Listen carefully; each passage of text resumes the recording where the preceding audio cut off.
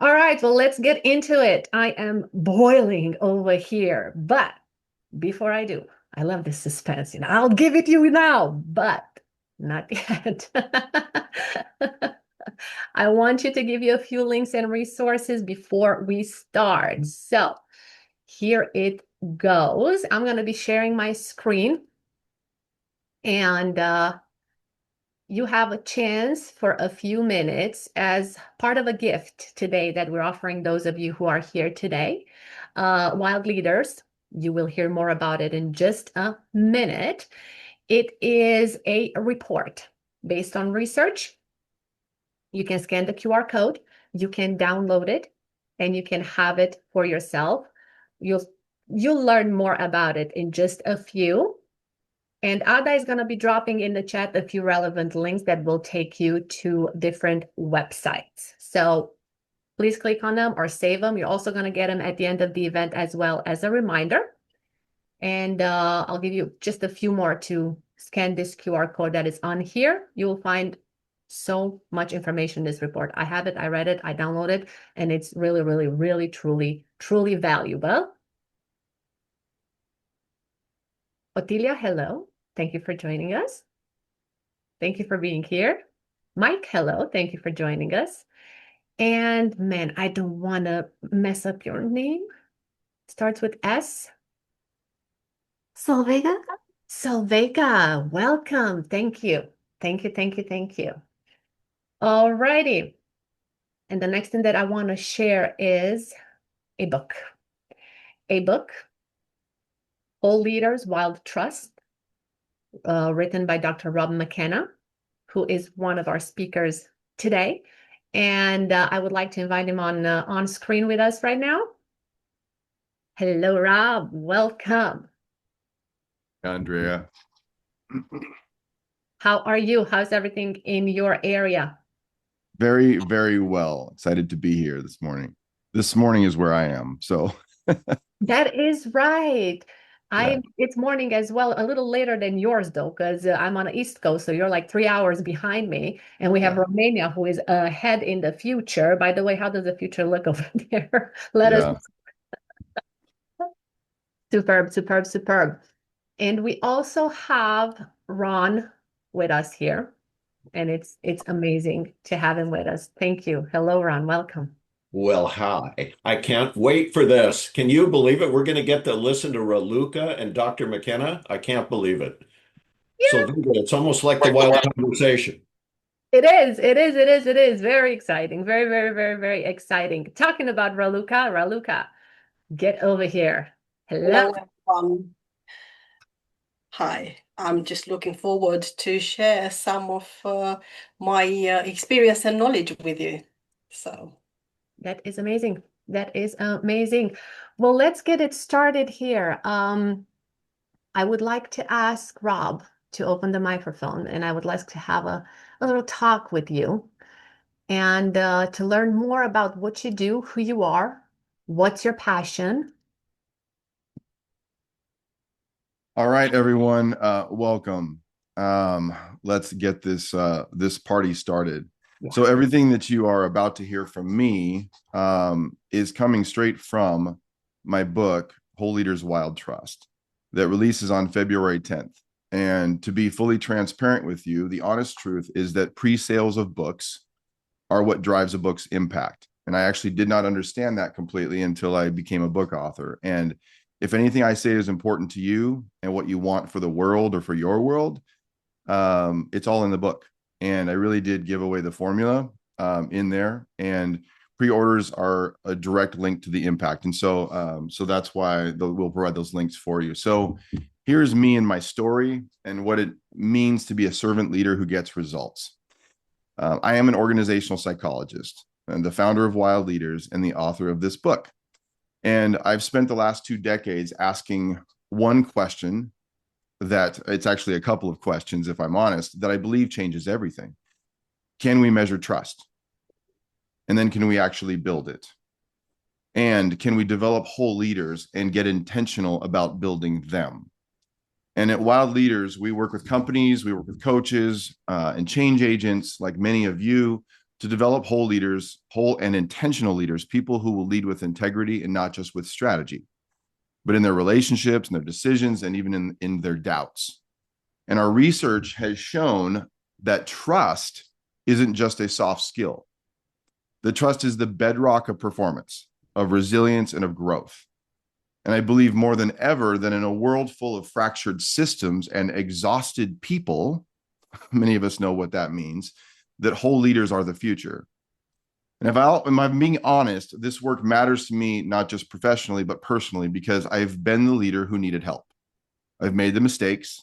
I've seen how fear and failure shrink trust and how courage and intentionality rebuild it. So that's why I'm here, to light a fire for the kind of leadership we actually need, not the kind that just looks good on paper. And so for just a moment, let's talk trust. And then let's talk about being servant leaders, sacrificial leaders, strong and convicted leaders who are the game changers in our world today that we all know we need so badly. So let me give you a little bit of background. So the Wild Toolkit is something that we created. It's a series of 10 research-based assessments that walk leaders through their real journey of personal and professional development. And these aren't simply personality tests or feel-good diagnostics. We created a map of what it means to become a whole and intentional leader for the people that we serve. And when we first created what is known as this toolkit, it wasn't because we needed one more set of leadership assessment. It was because we were tired of developmental efforts that only scratched the surface. And we knew that if leaders were going to thrive and not just survive, they needed something deeper, something that could help them get honest and grow with intention and move forward with clarity. And so we started asking hard questions like, why are you here? Where are you going? What are you carrying? What are you good at? What's it like to be on the other side of you? Does that make sense? On the other side of you, and who is supporting you? And from whether it was purpose and calling or decision-making or building support networks, these assessments were helping people discover their story and lead from it. And as we use these tools with thousands of leaders across industries and life stages, one thing kept rising to the surface. And that one thing was trust. That every assessment, every conversation, every breakthrough eventually pointed back to this one word, that trust was the hinge, the make or break factor in every relationship, every team, and every organization's culture. So we built what's called the Wild Trust Index, our 11th assessment, if you will, not just to measure trust at the personal, team, and organizational levels, but to name it, to track it, and to grow it.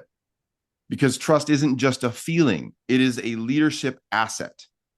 And like any real asset, it can be built with intentionality. And what every leader in our sphere of influence has now realized is that trust is more than a feeling. It's something that you can measure. And I had a CEO said to me last week, he said his organization's been growing and growing and growing. And he said, this is the way he described what I would say is he said, it's time for us to quantify the vibe, to actually measure this thing that feels like vapor, but is so critical for our organization. But what we found is that trust alone wasn't enough. We've learned that trust thrives where leaders have both competence and courage, where they're what we describe as emotionally mature.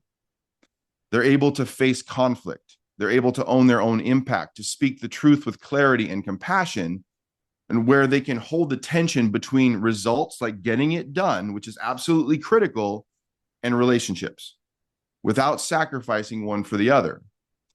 So that's where this is going. Not just another leadership program, but a movement to develop emotionally whole, strategically sharp, deeply trusted leaders.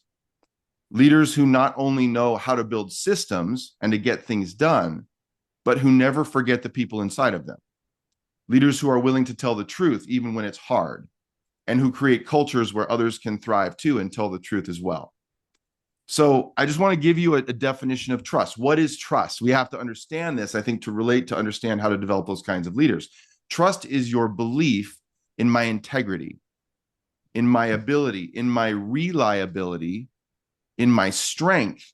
And so key to that is that I'm telling you the truth about all of those parts of myself that are important for you to understand if we are to lead well together. And it's also my belief in the same in you. So trust is fairly complex. So we started to measure trust at these three levels I described, the personal, team, and organizational levels. And we found that one of the most powerful drivers, and you'll see this in our State of Trust at Work report, most powerful drivers of trust was what we describe as I've said, emotional maturity, the extent to which a leader is both caring and seeing others, and at the same time, convicted, clear, and forthright. In other words, it wasn't enough to do one or the other. And we often associate leadership with trust and decisiveness or charisma or even getting those results that we know we have to have. But at the core, trust in leadership is about something deeper. It's about emotional maturity. When leaders come from a place of wholeness, not only does their competence become clearer, but so does their character. They become people we trust, not just because they get things done, but because they're grounded, they're self-aware, and they're invested in our growth too. And trusted leadership is felt across an entire organization. You know this. You feel it when leaders are honest and caring, when they make hard decisions with transparency, when they lead with conviction and character, and when they invite others to grow by modeling their own growth. The leaders we trust are invested in the learning and growth of the people they lead. The leaders we trust are both honest and caring. The leaders we trust practice an appropriate level of vulnerability. Emotional maturity, it comes in many forms. Sometimes it's controlled, masked as decisiveness. It's avoidance disguised as empathy, or it's ego cloaked in expertise. But we've also experienced the opposite, the leaders who changed us, the ones who had the guts to tell the truth even when it was hard, and the heart to deliver that truth with compassion. These leaders didn't always get everything right, but we trusted them, not because they were perfect, but because they were present. They were anchored, and they led with a blend of courage and care that made others want to follow them.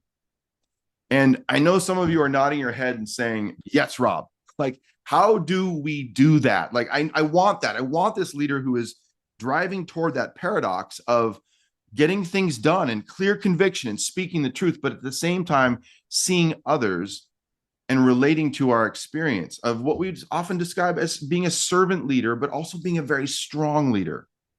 And I literally wrote the formula in this book, Whole Leaders Wild Trust. I really did, but let me give you 3 ideas to start with for developing these kinds of leaders.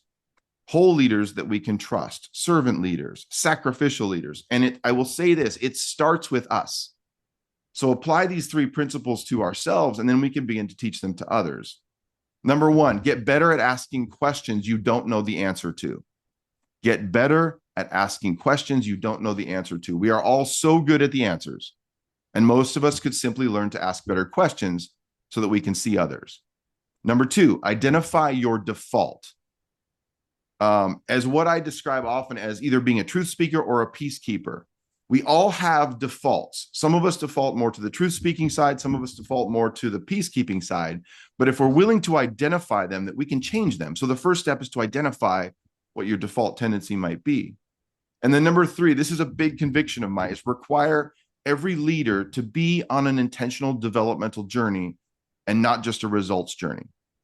We talk about our value on creating whole leaders, but are we really doing that? Like, everyone in every one of our organizations, my dream and my goal would be that every person would be on a developmental journey the moment they step into the job, that we would begin that investment. So let me finish with this as you hear from our 2 other speakers. We start with a dream to see whole leaders, leading whole teams, building trust that is deep, measurable, and long-lasting, trust that changes everything. We start with that.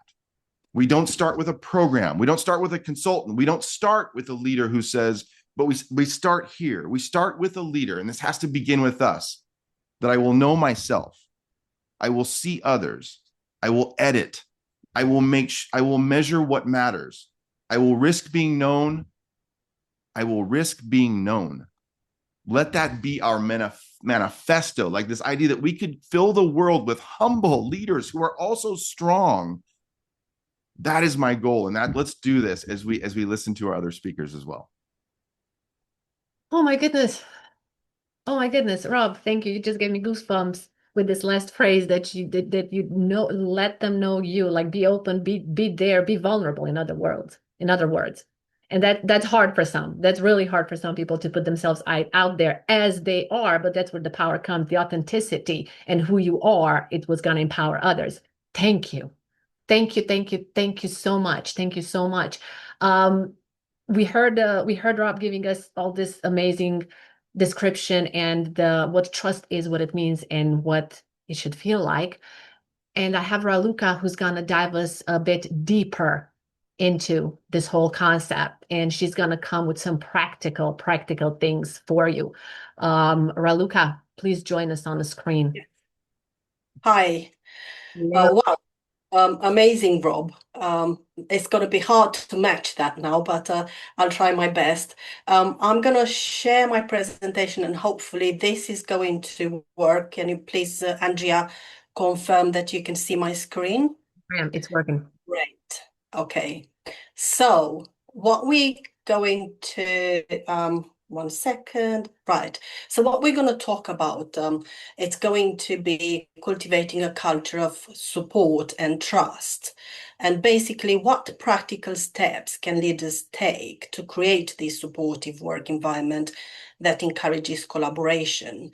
And how can leaders balance offering support while still making authority and making tough decisions? So I looked at this topic of building trust from a HR process perspective. And we're going to talk a little bit about building trust right from the start, from the recruitment part and the job design part of the HR process. We're going to go shortly through candidate assessment and skill gaps, on training and continuous development, also on balancing support and authority, the transparency and performance management part, and the multiculturalism and communication styles. So, as we know in today's workplace, employees expect more than just direction from their leaders. They want to be supported, they want to feel valued, they need to be mentally healthy, and also they need to be part of something bigger, part of the bigger mission. So at the same time, leaders still have to make tough calls, they have to set boundaries, and they have to ensure accountability. As we know, trust, it's a two-way road. The company has to trust the employees, but the employees have to trust the company as well. So I always think first impressions matter. So right from the very beginning, from every single interaction a candidate has with a company and the company has with a candidate, they're starting forming opinions about if a company is credible, fair, and worth working for them. So it's important how the job ad is formulated, the recruiter calls, the interview part, and the company's website. Every single interaction builds a little bit of trust on the way. So if those early interactions are professional, if they're respectful and transparent, the candidate starts to trust the company's values and leadership, even before they're hired, and obviously vice versa. The company builds trust with a potential employee. So the trust factor here would be that the trust begins at the very first touch point. Every interaction is an indication whether the company and the candidate is reliable and respectful. I'm going to talk about building trust from the start, the recruitment and job description. And I would highly encourage managers and senior managers to write clear and accurate job descriptions to include the tasks, the skills, behaviors, and values. I know it's very easy nowadays just to type into ChatGPT and get a general job description, put it out there, but does it really match the needs of our company? Is it going to describe accurately what we look in a candidate? Another point that I want to bring up here is assess your current team. Know what is missing before hiring. What is the skill gap? So the trust factor here, when people are hired into roles that fit their strength, trust develops naturally. The candidate assessment and skill gaps. go beyond the CVs. So use a competency-based assessment, look at adaptability, collaboration, cultural fit. Elements that are very important in the success of delivering a strategy or the day-to-day mental health well-being. And be honest about the training needs. No candidate is perfect. Identify those skill gaps and arrange training to ensure that the team has the knowledge and the skills to deliver your strategy. This again builds trust. So the trust factor here would be that people trust leaders who see their potential and commit to helping them grow. So I'm going to talk a little bit about induction. From my experience and wider knowledge, there are a lot of companies out there. They hire their employee, they show them the desk, and here you go. This is your job, just do it. I find induction being a really important link into success, starting from the health and safety. And that shows that a company cares for employee welfare and safe working practices. Again, the company structure. It provides clarity on how the organization operates and where each role fits. The communication and the reporting lines, it's important to know from the beginning to establish how information flows and who to turn to for support. Again, knowing from the beginning what the company policies are is essential because it sets clear expectations, standards, and responsibilities. And again, the mutual trust. The employer demonstrates the transparency and support, while employees builds confidence and a sense of belonging. The training and continuous development. It's essential to provide structured training plans, not just one-offs, and to present the bigger picture and the long-term strategy of what you're trying to achieve, and what that developmental path looks like for an employee working for your company.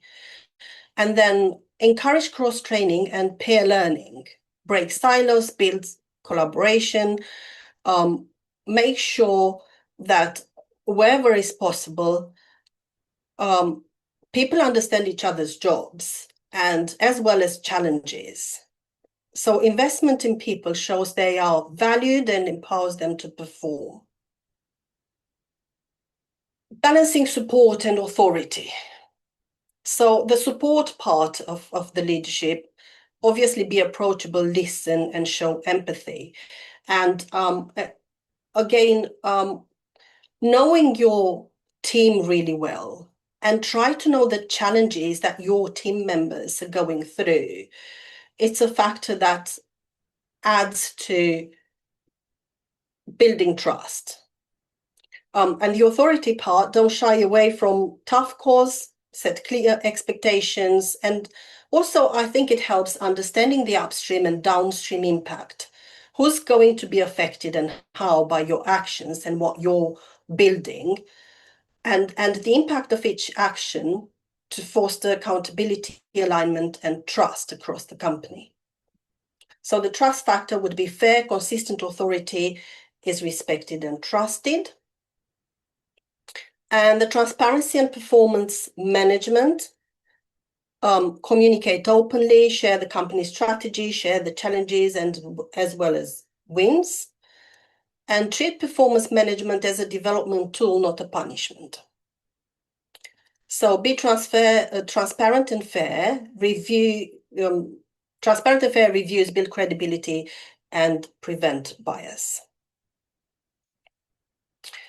And one more, and probably the last factor here, would be multiculturalism and communication styles. Having a diverse team brings advantages. You get more perspectives and more innovation into the team, but it also comes with challenges as well, because different cultures have different communication styles. So one of those examples would be that direct feedback in what one culture might be seen as rude in another. So I would really like to recommend here a book that I wish I found it and I read it years ago at the beginning of my career in London, which is The Culture Map by Erin Meyer, for leaders to build cultural intelligence. So the trust factor here would be when cultural differences are understood, teams feel respected and included. So the practical steps, I'm going to say it again, would be write fair and clear job descriptions, do team skills audits regularly, invest in training and development, communicate openly and honestly, balance empathy and authority, and build cultural awareness to avoid misunderstandings. And a closing thought would be that trust is the common thread, and it starts before someone joins your team and grows through fairness, transparency, support, and respect. And trust is something that company continuously has to work on, constantly building a good reputation through integrity, as Rob said earlier on. And with the trust at the center, leaders can confidently guide and have faith in their teams to collaborate, innovate, and perform. And that's all from me, Andrea and everyone. Thank you so much, dear. Thank you, thank you, thank you, thank you, thank you. Ooh, that is If I can. quite a lot. There you are. Raluca, thank you so much. Thank you for all of that. And just for the audience now, this presentation you will receive in a follow-up email together with the recording from this video, all the resources and the links that you're going to see here today and QR codes, everything is going to be sent to you. And I've seen some interesting interactions over there in the chat. Mike had something to say at one point that we will address very, very soon. With this, I would like to encourage everybody to add in your questions.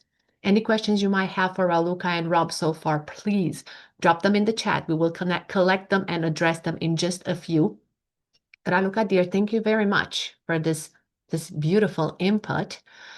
And to bring everything into a nice conclusion, I would like to invite Ron with me. Hello, Ron. Hello again.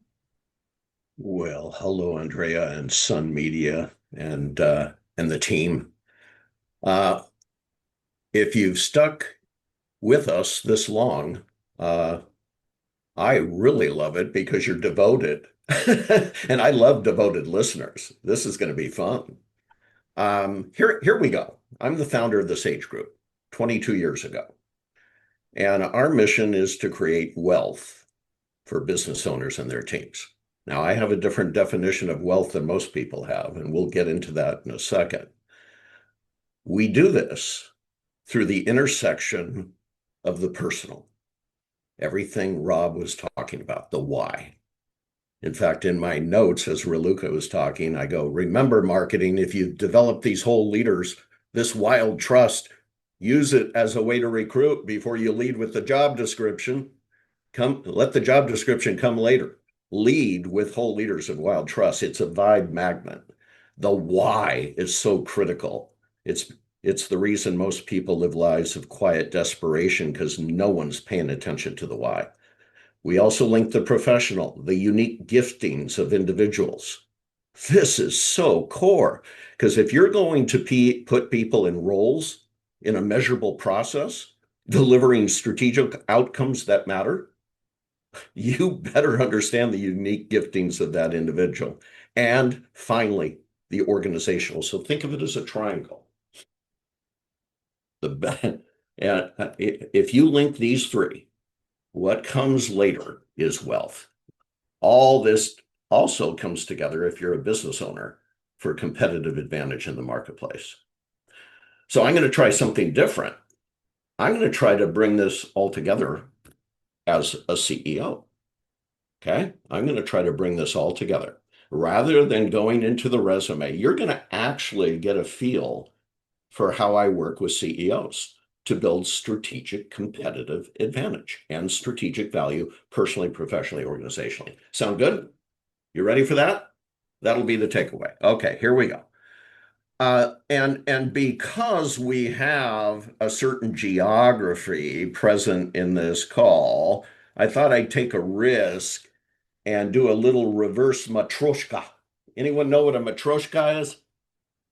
A Russian nesting doll Yeah. for you Americans? Yeah, that's so I'm going to do a reverse matryoshka. We'll place one layer after another, starting with the baby inside. How's that? We're going to call that humility. Ooh, right in line with what Andrea originally designed this podcast to be. And at the end, you should be able to see me through this and my company, the Sage Group. So, with that said, I'm a word guy. Words are real things. The great wisdom teachers will tell you how you speak and what words you use mean everything. So I went right to humility. Comes from the Latin, humus. For you who are Bible scholars, it actually is incredibly important in the first book, in Genesis. We're born from the earth, the human earth. It's a reminder that true leadership begins not in elevation of yourself, but in grounding, getting dirty. All right, getting dirty. But humus is not just dirt, it's living soil, rich, fertile, full of potential. And when we think of leadership through this lens, we begin to see that humility is not just a posture, it's foundational to the garden we live in, otherwise known as a marketplace. It's an ecosystem, a place where diverse elements interact, support, and grow together in transactions of value. The garden's a market. Exchange, influence, evolution, and sometimes tough, brutal, competitive. It's a garden. I don't know about you, but I got a lot of things fighting for survival out there in my garden, right there, outside my door here. So just understand that. So I'll now share with you how I've experienced this and been transformed by this way of thinking, this mindfulness. So aspiring business owners, current business owners, stakeholders among you, here we go. It is through you that the garden you're in will bloom or not. You get that? It is through you. Don't blame it on anyone else. We need your contribution for you and those around you for this garden to blossom. I spent over 2 decades helping business owners navigate this garden, not just to grow their companies, but to prepare for the moment when they transition their legacy to another gardener or builder. Little secret, you can't take your business with you. You are going to die. All right. So everyone's going to be in transition, and you should be building your company with that in mind from the very beginning. Most people don't do that. So we call this journey the path to value. I'll share some of the process here, and I think you'll like it because you'll see me using humility as a strategic asset. It's our secret weapon at Sage, so we can see, hear, touch, understand everything in this garden. So humility is a strategic tool in your toolbox. Let's go to the first and foremost consideration if you're running a company. You're the owner. If I don't get in your head, in your heart, if I don't get into your worldview, I don't have a chance in building a sustainably valuable company. Okay, so we ask things like, why are you here? For what purpose? Sound like Rob? What are you building? Why did you build this company? What innate and learned skills did you bring to it? What kind of legacy do you want to leave? And think about that moment for a second. You're standing there. How do you feel when you finally release this to someone else? How should it feel? Because you got to build to that. Don't let it be a slot machine, hoping for the best. You can intentionally do this. We intersect these insights actually with the owner's material assets. So the whole wealth plan comes into view, not just what you have in your 401k or in your real estate, but also in your business. So any leader who only focuses on making a living that ignores these questions is like a gardener who waters the leaves, but never tends to the roots. Just let that sit. With that in mind, we also go into the market. Now, we forget for a second that you're running a security company. We forget for a second you're running a consumer products company. We actually go into the garden where this particular market sector lives. Now, let me tell you something about markets. They're so arrogant. You just, I put a persona to it. They're arrogant. They give you honorifics and plaques. You stand up and go, I'm the transportation guy. I'm the security guy. And what happens is you forget that the market's like a human being. It changes. Everything you know about it one day could disappear tomorrow. So you want to be, with humility, not the smartest guy in the room, but a humble, inquisitive learner. The garden's a rich and sometimes complex ecosystem. We study the behaviors. That is, we don't just ask people what they want or what they do. We see dysfunctional transactions of value by really thinking about their behaviors, studying their behaviors and the assumptions behind their actions. And we're looking for seams of value as well that haven't been explored. These are transactions of market value. Again, think of the nesting doll with the customer deep inside and all these layers of influence that ultimately result, consciously or unconsciously, directly or indirectly, in making an investment decision on your product or service. Yes, you get influence in so many different ways. And this is why Steve Jobs, the Apple founder, said to his team, forget the product marketing people. Don't go out and ask people what they want or need. Study their behaviors, and their behaviors will tell you where the dysfunctions are and the opportunities are. And so he did that. And what did he discover? People were asking for a new kind of record player or a new kind of boombox, and what they really wanted was mobility, simplicity, and integration. We ended up with a whole new market, disrupting the other market, the other garden. So the garden's now been transformed.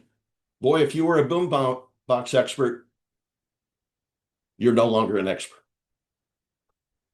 Humble leaders don't just listen to words. They observe patterns. They read the soil. They understand that innovation and value grows from what is beneath the surface. We also look at the investor. We watch the winds of change through power and money. Markets aren't static. They're shaped by capital. So how does money move, consolidate, disrupt? We're talking incredible shifts that can disrupt the status quo. If you would have been an oil refinery in the late 1800s in America, you would have thought, oil? Boy, those guys are losing their shirt. There's too much of it, all these refineries and everything. And along comes J.D. Rockefeller, buys it all up because he knew Henry Ford was building automobiles down the street.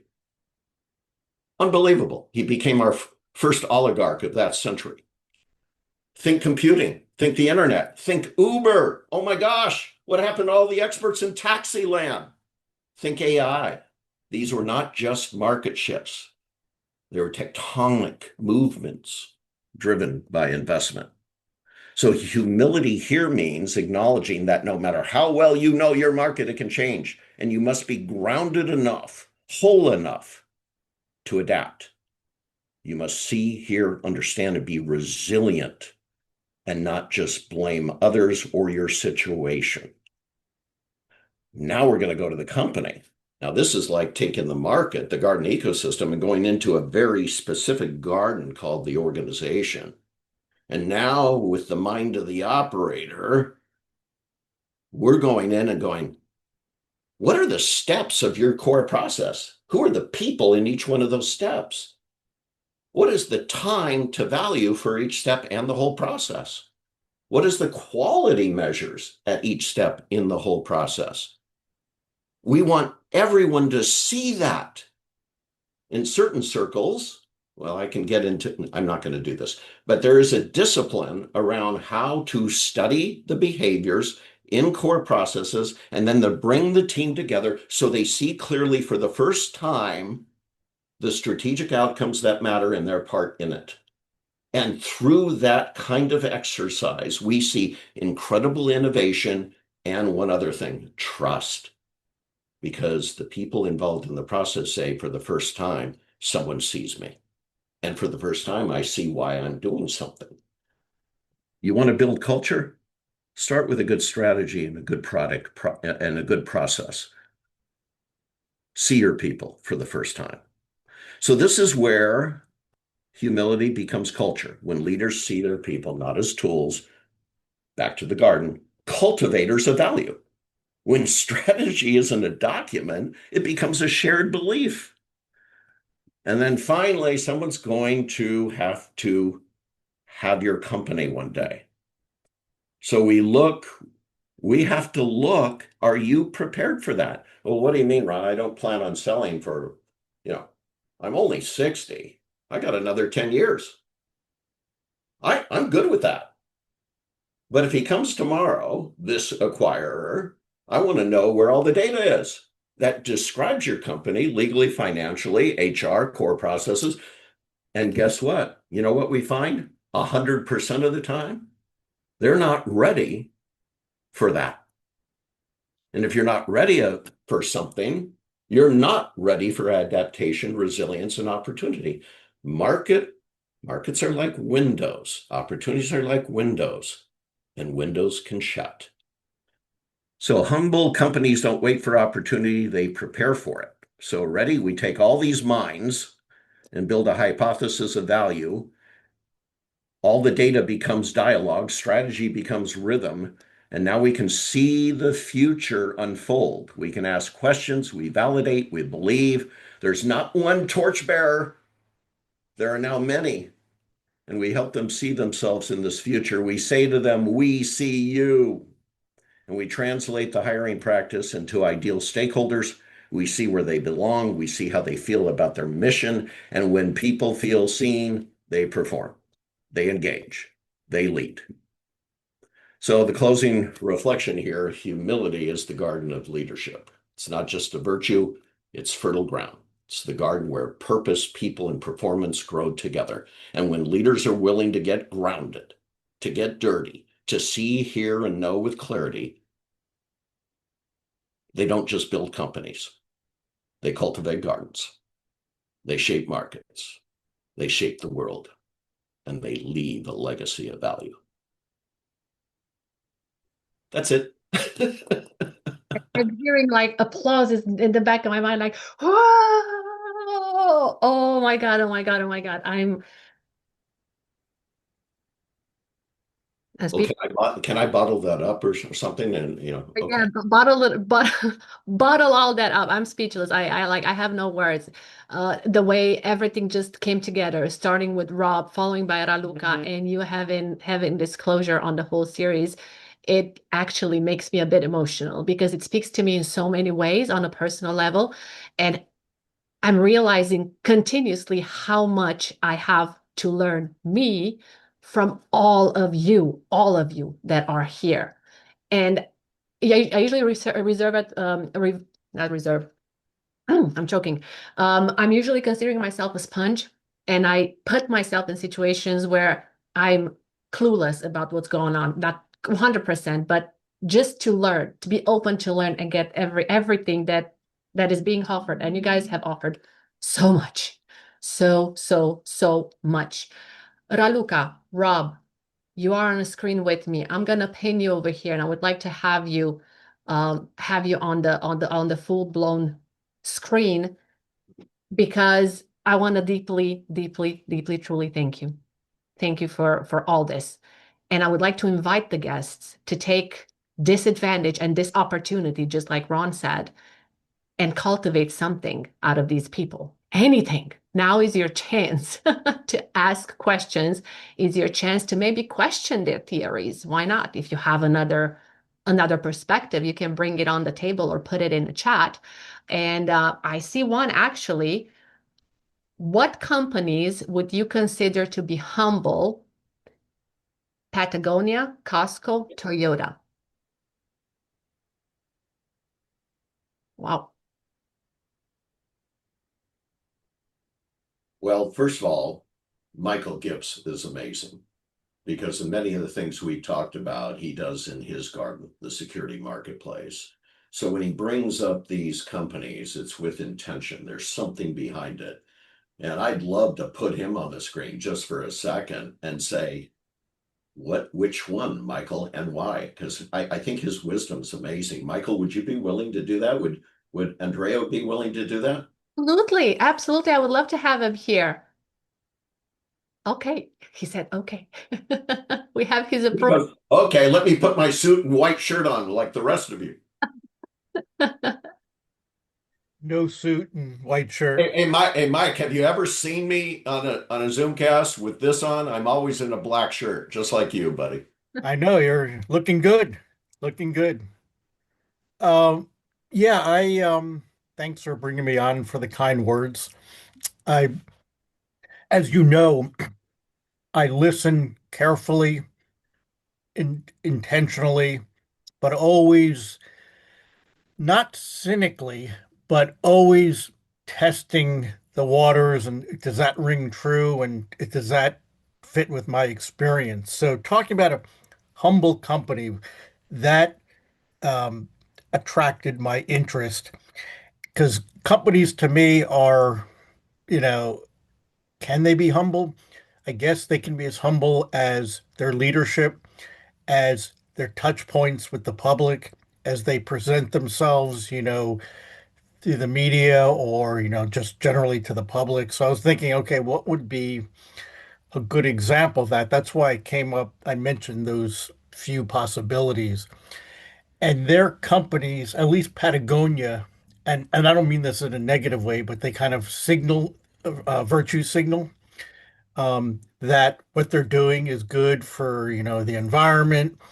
Um, they talk about the environmental costs of their products. Um, they talk about, they emphasize repairing and extending the life of things rather than, wearing and replacing. Um, they have I think, a marketing campaign that says like, "Don't buy this" or something, uh, which is heresy, telling people not to buy something, but like buy less or patch it up or whatever. They point the spotlight on grassroots people rather than on the brand, and the ownership is, I think they funnel money to, that sounds bad, funnel, but they give money to environmental causes. So they practice what they cheat. Well, that was um, practice what they preach. Um, but Costco I mentioned because it's very much humble, kind of their headquarters is bland. Their facilities, their stores are just kind of warehouses, and it's function over form. Um, it's just kind of out there humility. This is what you see is what you get. So I was just throwing those out there to hear your opinion So, because so, you've been through this. so You've what I'd like, Michael, going back, because you started with, I'm a skeptic. I'm like Michael. I'm a skeptic. You tell me something, I need to go out and validate it. Humble, going into a situation with open ears and minds. I'm open to it, but I'm a skeptic. I need to validate the info. And through your experience, what you're sharing is something's going on inside this company that allows it to manifest to you, the customer. It's a putting another first or their garden first or both. You're seeing that. And I'd like to ask Rob, if you take these kind of case studies, Rob, what's going on behind the scenes that would engender that response in the marketplace by their employees? I don't know if I'm going to answer that well, Ron, but I would say that Mike and I are cut from the same cloth because I'm the same way where people always say I'm like always against whatever's said. And it's not that. I'm just trying to understand it more deeply by seeing both sides of it. And one of the things I think that's interesting in your question, and I'm looking at the chat also, is that and you kind of raised this in your comment, is that I don't know if companies can be humble, but I know people can. And so, and I think it's a really important thing for all of us, because we're in a similar worlds. Is it's one of the reasons that if you think about, even, I don't, not to make this about that book, but if you think about the title of my book, Whole Leaders Wild Trust, there's this crazy connection between individuals and the organizations they serve in. And what's interesting is this is why so much of our work, and Ron and I have talked about this at length, we say, like, it all begins with the one. Like this process of humility. This is why you cannot divorce leader and individual person development from this thing we desire in organizations. You can't separate them, and we have to start somewhere. And it was interesting. And I'm going to sound like I'm name dropping, and I apologize if I do, but I've just met some amazing people lately that I didn't know I would like, quite frankly. I wasn't sure I would, and so I get Stephen Covey on our podcast, and in his book, Speed of Trust, he talks about, and we just became like quick brothers. It was like, oh my goodness, I love this person. And his book is incredible. Speed of Trust is still one of the most incredible pieces of work published in 2006. And he says that he talked about that if you can measure increasing speed and decreasing costs, you can measure trust. And he says it over and over in the book. But what I talked to him about was, I said, I didn't come at it from the outcome side. We arrived at trust from the input side. So we were developing people capacity and team capacity and organization. And all of a sudden what we found was that as you develop leader capacity and you develop these kinds of leaders that Ron gave us a vision for, and Raluca gave us a process for, the outcome was trust. Do you hear me? So like there's this crazy connection between developing people capacity the moment they enter our doors and building trust. And so I don't know if there are humble organizations, but I do know there are humble people. And so it begs this question. I got to say one other thing, and then I'll shut up, is that another person I talked to is Amy Edmondson, who, if you don't know who she is, she's the mother of psychological safety. She's a Harvard professor, incredible mind. And I didn't know if I would, connect with her either, because psychological safety is kind of sometimes oversimplified. Like everyone should feel safe all the time. You know what I'm saying? It's like, well, if everyone's safe all the time, then how do we learn? And somebody brought this up in the chat about the issue of choice. And she said this on our podcast. She said, trust is a choice. And here's what she said, though, that she and I had this conversation about, is that trust is a choice to choose someone like us who is untrustworthy. If we know ourselves truly, we know that at some level we are not all fully trustworthy. So one of the questions, coming back to Raluca's presentation, is, and this is if you read that State of Trust at Work report, you'll see some of this, is how do we create the conditions where people will more often make that choice?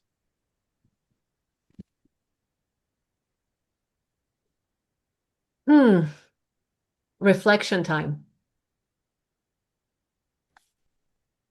This is great. And since we are reflecting, and Rob gave us this. Well, yeah, I just want to thanks for this interesting exchange, and Rob and Mike and Ron, and thanks for meeting you and Raluca also. I put it in the chat. I'm working in Germany and doing a lot of stuff with the C-level. And whenever I ask them, the first question is, what kind of KPIs do you have in the company? And what do you think? I mean, you will picture the answers, and this is sometimes really a problem. There is no KPI for trust, and the people don't get a feedback about not trustworthy behavior. And many of, let's talk about German C-level people, they are not socialized in such a way. And sometimes it's a bit like Dr. Jekyll and Mr. Hyde. So when you meet them on the parking slot, you are really astonished. What is this person? Because when I met this guy, and mostly, unfortunately, sorry, they are men. When I met this guy in the company, it was really a straightforward manager. No clue about leader or leadership. And in the private life, it's really a different personality. And if I ask this person, okay, what would be if you took some of this emotional intelligence, for example, how you deal with your children, with your family, if you took this to the company, and then you just let it flow, you know what answers sometimes come? My teams will not trust me because they don't believe me that I also have, for example, these assets. And Rob, you said trust is an asset. So I think this is already a problem, which is a systemic thing. So, and it comes to Raluca. Who are the persons who are chosen for leadership positions? What kind of assessments do they have to go through? What kind of profiles are required? How do they match with the company culture?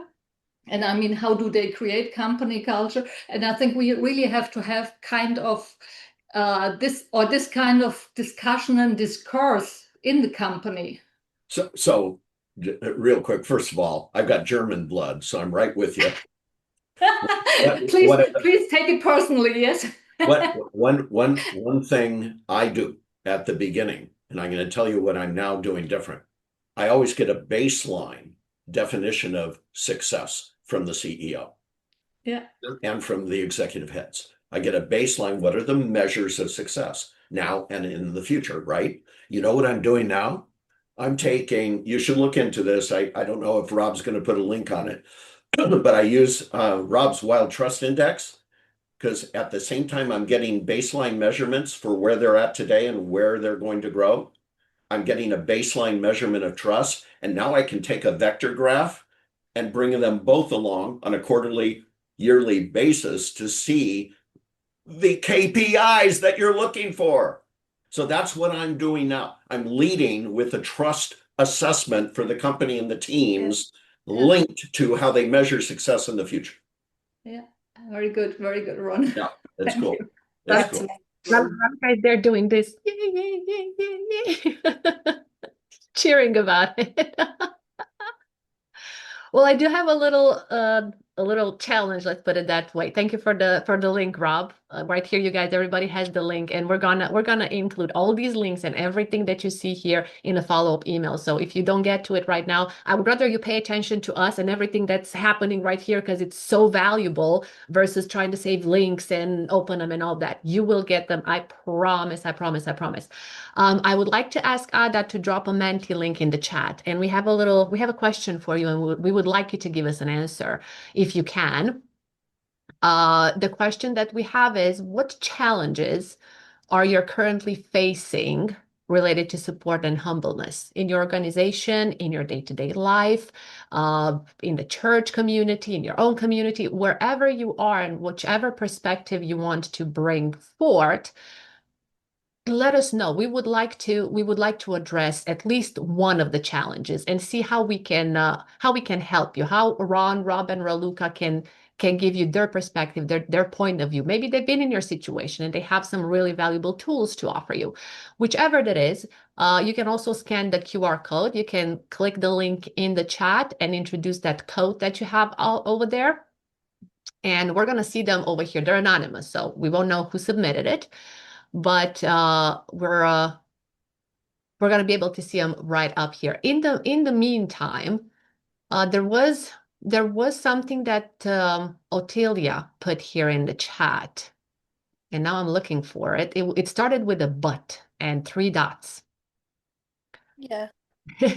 Would you be willing? Yes, I wrote that this cultivated trust empower the team to take calculated risk, challenge the status quo, and ultimately drive the innovation necessary for the organization, not only survival, but long-term development. Yeah. Okay.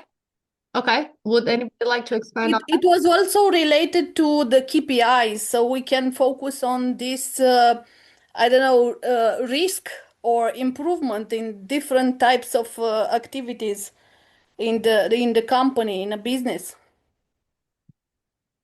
Okay. That's Mhm.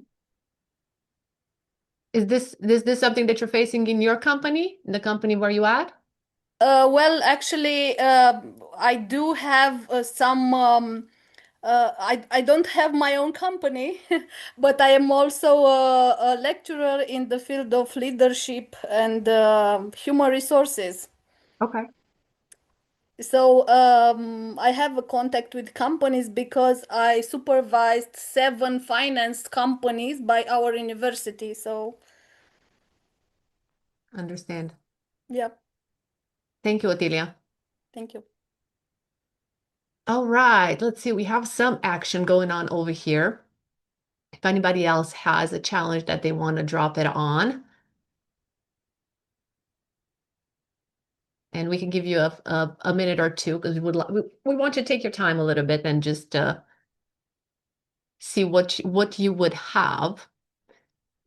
There are lack of accountability. Interesting. Recognizing when to ask for help. Very good. KPIs. I see this KPIs are coming front, Waltraud. You brought them to the table and now they're right out there. I had a question at one point. How do you put KPIs on emotions? Like, how do you do that? Is there a tool for that, something like that? And yeah, that's exactly the point. That's exactly the point. I don't think there is one. And if I would not need it, because I talk to people and I just ask them, okay, how do you feel? How comfortable you are with me, for example, as your manager, for example. Yeah, so I would ask powerful questions. I would listen to understand. So I don't need a KPI. And this is exactly, I mean, it was a bit ironically meant. This is simply that the dense it gets in the business, yeah, the more we focus. And also the question, what's in for me? So if a leader doesn't understand that there is a lot in for him or her in being humble, for example, then maybe he or she should really choose another job opportunity. So it's a bit ironic. Good. But it's simply the reality that I'm faced with when I'm talking to some leaders, and I think, okay, gee, why are they not at some other places than but running a company? You know, that's a bit the thing behind. Yeah, that's true. I'm with you on that. And I like what Otilia just dropped in the chat. If you want to take a glance while we're still waiting for a few, if anybody else is left to put their challenge. It's something that me coming from the Eastern Europe world, I know exactly what she's talking about. How do you do that? Because you're often mistaken for lack of confidence and weakness if you show humbleness. You're like bow head, but how do you stand out in the same way? How can you be humble but also stand out and say, this is who I am. I'm proud of who I am, and not to come across as arrogant, you know? It's a fight. All right. Just a quick note, because you know I love KPIs now, right? Everyone's heard me say that. So this is, oh, and by the way, Raluca, I actually spent some time at the beginning of my career. I was recruited as an HR guy, right? So I spent my first 3 years in business in HR, right? And what I quickly found is the great leaders, when they had a problem, and in this case, the person said, when all KPIs go to dirt. When all KPIs go to dirt, first thing you look at is, do you have the right strategy? Do you have the right business model? Do you have processes that support it? People, process, tools. You go through that because it's not personal. It's a garden. You got to reevaluate everything, right? And if your people see you not just trying to ignore the dirt, everything going to dirt, or getting panicked and starting to yell at people, if you have the courage to sit in that moment and see clearly what it is, the respect you'll get out of that will fuel the next generation of your company. Does that make sense? Yeah. Yeah. Yeah. Thank you. Just to continue on that idea, Ron, and looking at the acknowledging limits challenge that we have on the screen here, what I find very useful is when you start a project or when you start a new strategy, a course of action, whatever it is. Obviously, if we live in a perfect world, we have all the resources, financial resources, human resources, data analysis, knowledge, and so on in our team. But we don't live in a perfect world. And what I think it's really, really helpful is asking the question first, what do we need to deliver this project or this strategy successfully? Where do we stand now? Where are the gaps? What are our limits? And then as senior leadership, you have to take into account that there will be shortfalls, there will be limits that we have as a team, and to try and preempt some of the hazards that we might come along the way to get our strategy, implemented, and try and build up on what we have to be able to deliver successfully. So I think it's important to recognize our limits and try to improve what we have and deliver the best outcomes. One thing I can't, Raluca, that is so good. Is it Waltraud? Am I saying your name correctly? One of the things that I think is challenging for many of us is that some of us don't function in organizations where we have all the power to make all these changes. So we may have some power to set the conditions for those changes, but we aren't the people who are calling the final shots. And I would say that one of the things I hope, Waltraud, that you will download that State of Trust at Work report. And one of the reasons is, just get it. It's because we identify the drivers, and you don't get trust by talking about trust. You get trust by doing a bunch of other things that Raluca was saying that are so deeply supported by research. And so what's been crazy is I don't mind bait and switching senior leaders who are not humble yet. I don't mind doing that. And one of the ways that you can bait and switch them is to show them a measure of trust.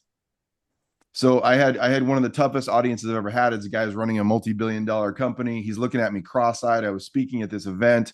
I'm thinking he was in the front row. So there was a bunch of other people there, but I just couldn't. I was like, I'm going to turn this guy. I couldn't. By the end of the day, I thought he hates me because I'm talking about how you measure trust and the drivers.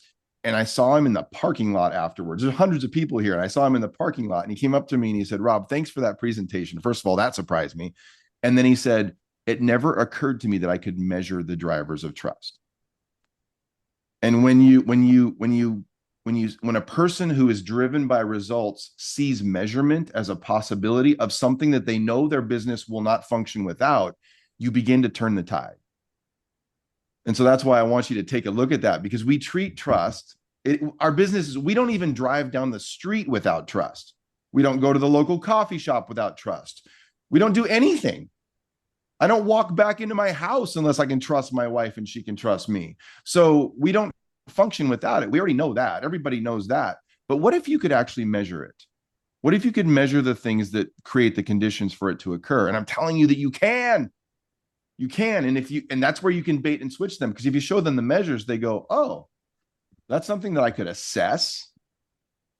And like Raluca said, one of the most basic principles that people ignore that is it's just one of 33 drivers we identified. And Raluca said this is, in her own way, is clear job descriptions. Like people like freak out when I say that because they're like, it's so simple. One of the ways you can increase trust is make it clear what people are accountable for. How can they be accountable for something that's not clear? And then if it's not clear and they don't know what to do, then we stop trusting them. And so there's just I want to affirm what you said and just hope you'll take a look at that. Thank you.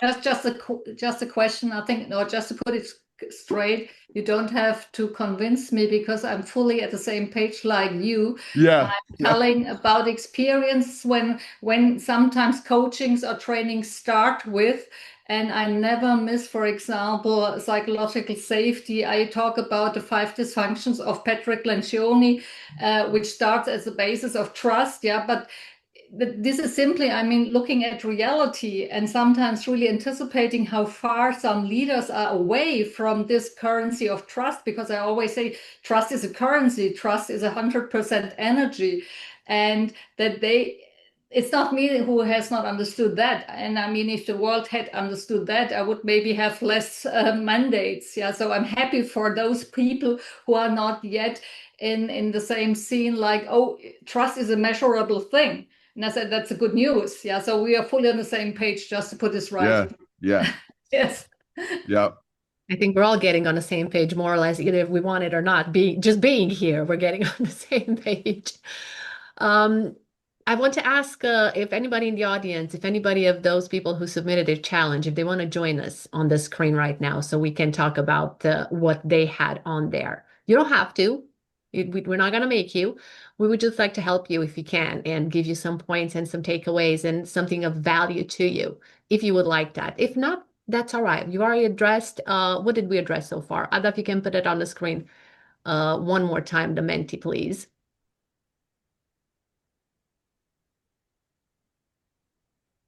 Don't rush, don't worry, no worry, no worry. We're good, we're good, we're good. We're still in time. So we had lack of accountability. We have acknowledging limits.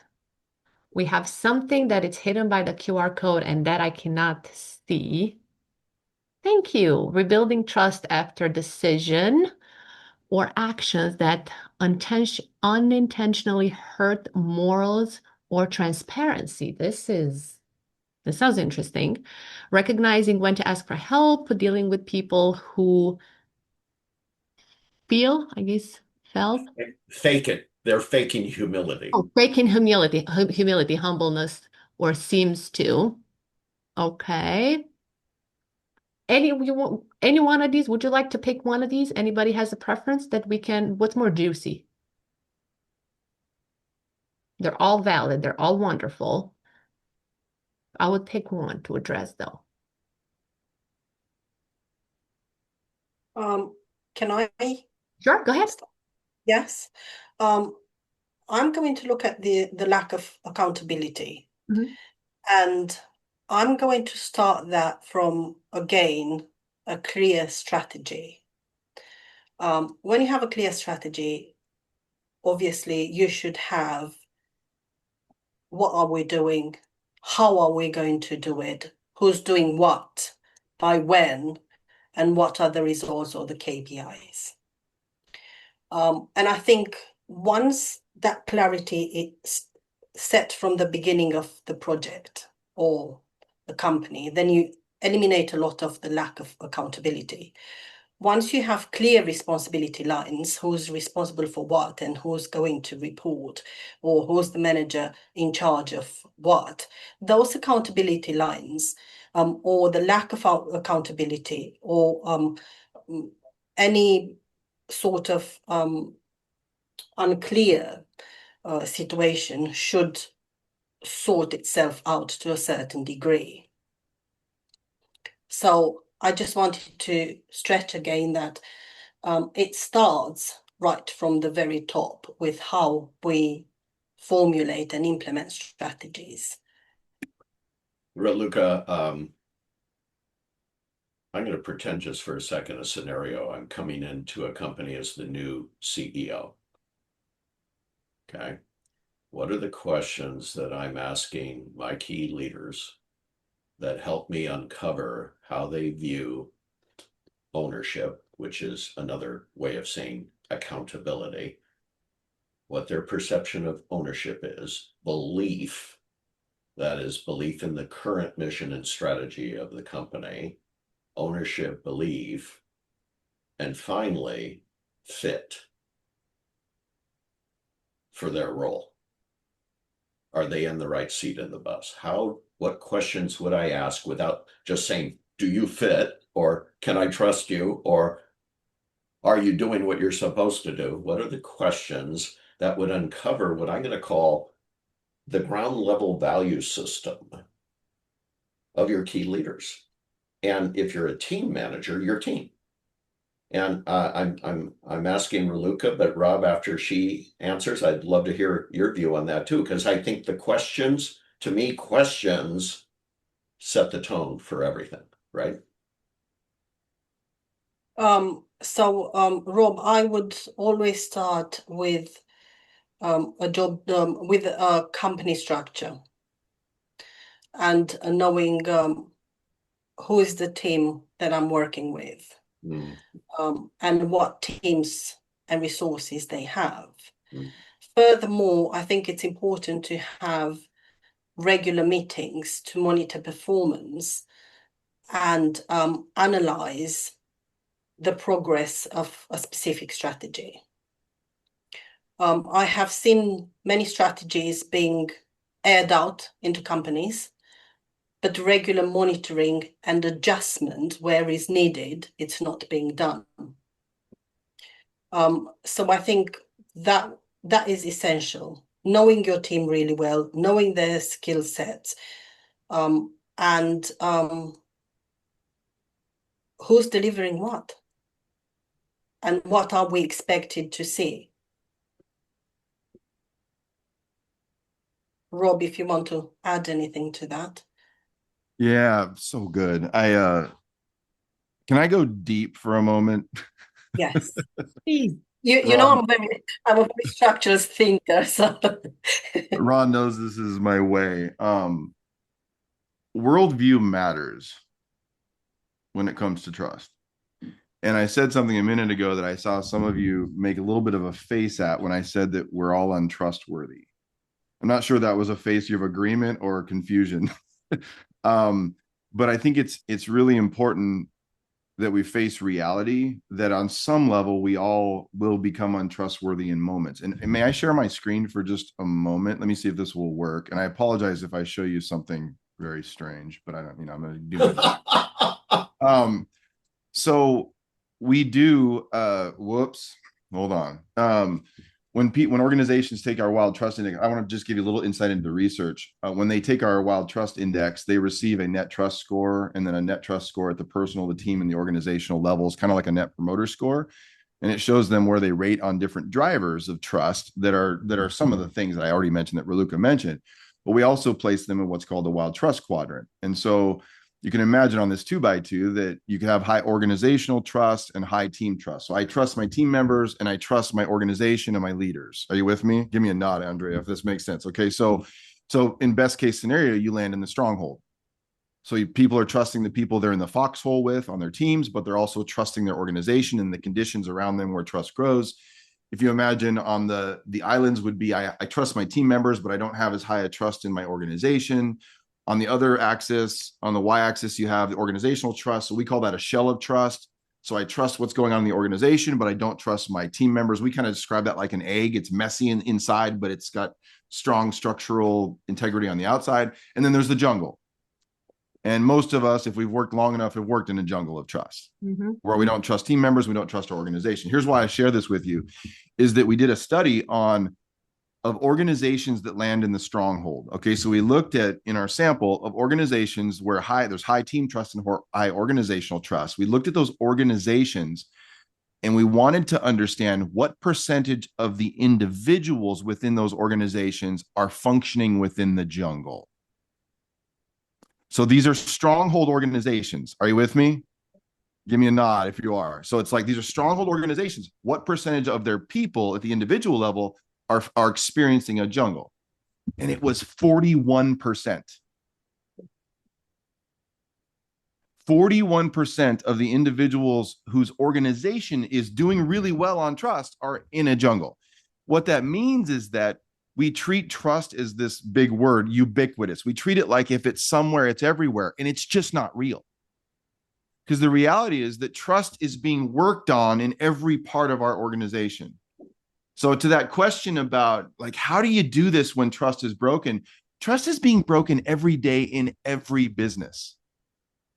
There are little fractures of trust occurring all the time. And I think that worldview really matters because too often we treat it like it's everywhere or it's not anywhere. And it's just not our life, right? And so when we start with that foundation, we realize, okay, so what is my job as a person in this space is to continue to do the things that increase that possibility that I'll trust myself, that I'll trust Ron and Raluca, and that I'll have the conditions in my organization where trust can grow. And so I think that worldview piece matters to all those comments there in the questions. And I hope that's helpful too in some of that research. And all this is in that report too, by the way. So, and I will stop sharing my screen now. So basically, and full transparency, I've been following Rob for 10 years now, it seems. And I've said this before on his, in some of the forums he's done, but trust is a journey. It's a path, if you will. And what you're saying, Rob, I believe, I'm putting it in my words. But first of all, does everyone know it's possible to be on the path to trust? That would be like a precondition to building high performance team, that we have a path to trust. And here are the steps along the way. And I think that's really good, Rob, because now we're on an evolutionary path that never ends. Right? Mm-hmm. It isn't we're gonna bring Ron Worman or Waltrud or Rob McKenna and do some consulting and come away with a trusted organization. No, we're gonna give you the logical ladder, the path to develop sustainable trust over time. Yeah, that's what's gonna be needed because we're all broken. Mm-hmm. Thank you. Ron, by the way, that's why I say trust is a currency, and we will pay in either or the other way. And this is exactly, or trust is energy. It's like resistance. Resistance is also energy. For me, it's 100% energy. And the management, the people, all people, but those who take ownership for leadership, they should really understand and have this picture that we're talking about a currency, and on the long run, it will be paid off, definitely. Yes. We by the way, Andrea, we've come full circle because you were talking about wanting to have music, and Walter just brought up Michael Jackson, the Man in the Mirror, right? So just so you know, that may be an alternative music. It is right. It is right. We have come full. I mean, sometimes Michael Jackson is not the favorite one anymore, but Mahatma Gandhi also said, be the change you want to see in the world. So I think we could also stick to this guy. Maybe this is more common and more acceptable. Yep. More trustful, more trustful. Well, that's right. More trustful. Oh my goodness. I want to thank everybody who's still here. You guys are still here. A lot of you, almost all of you are still here from the beginning. Thank you so much for being here. That means that what's happening and what happened today in this hour and almost an hour and a half was really valuable to you, and it captured you and kept you here with us. So thank you. Thank you. And I would like to ask Raluca and Rob. Actually, I would like to ask Rob to give us a few takeaways, final words from his wisdom to all of us, so we can take with us at the end. I can't help but focus in on what everyone else said as well. I think one thing is that I take away from just an affirmation from Raluca's presentation is that there are structural things you can do to increase trust. And we call that conditions around. You can create those conditions, but you can also change the patterns between us that would increase trust, the way we deal with conflict, the way we compose ourselves during those moments. And then also that it begins with the one. And I'm telling you that every leadership expert out there, I got to know Pat Lencioni last week. I really did. And I didn't know how we were going to relate. And we just got on like, Waltraud, you just mentioned him. And it's like, and he's the same way where he's gotten to this reality that I've been at, that it's going to begin within each of us. It's going to start there. And that to Ron's point is like this connection between the person and the organization, that we have to walk straight toward that paradox. We describe that as a focus on the one. That's that individual developmental journey with an eye to the many. Like that's the leadership challenge. Is how do I maintain that focus on the one, the soul who walks into my business, and also create the systems that scale and can grow the impact of the mission that we're on. That's my takeaway. Thank you. Raluca, what say you? I'm going to mention 3 things here. I'm going to mention clear and continuous communication, which goes two ways, from the top of the company to the bottom and from the bottom up as well.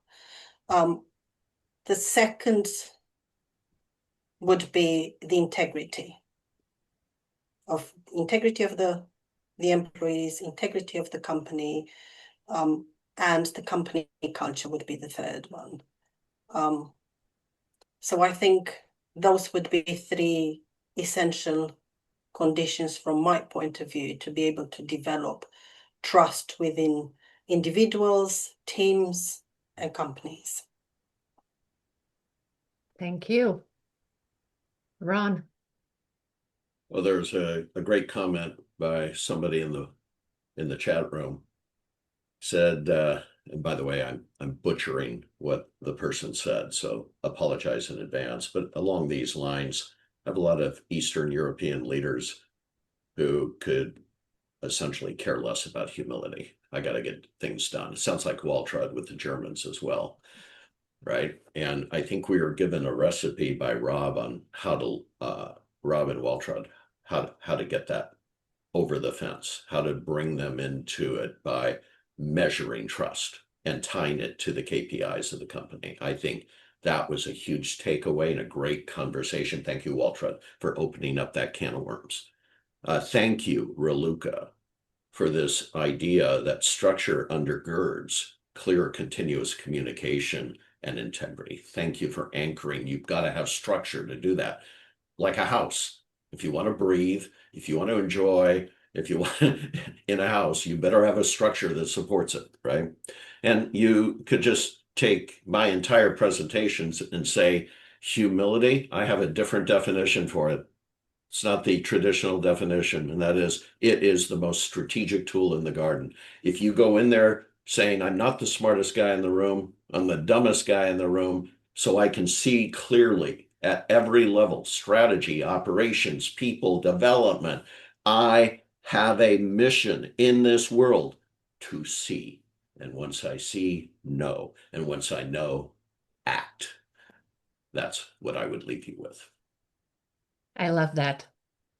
I love that. And I would like to bring something else a little bit extra to the table. It's a little spice that I carry with me all the time, and that is love. I filter everything through love. I cannot do anything without love. I cannot be humble. I cannot be supportive. I cannot be the mother that I am. I cannot be the host of today. I cannot be the friend, the person that you see without love. And I think if we filter everything that we talked about it, and if we add that little spice, like sprinkle a little bit on it, I think we've won. Definitely. You can cook in my house any day of the week, Andrea. Oh my God, I am so grateful to all of you for being here. It was a truly honor and pleasure to have you present today. I would like to ask our guests if they can allow me a few more minutes after we end everything, just to fully thank you for taking your time.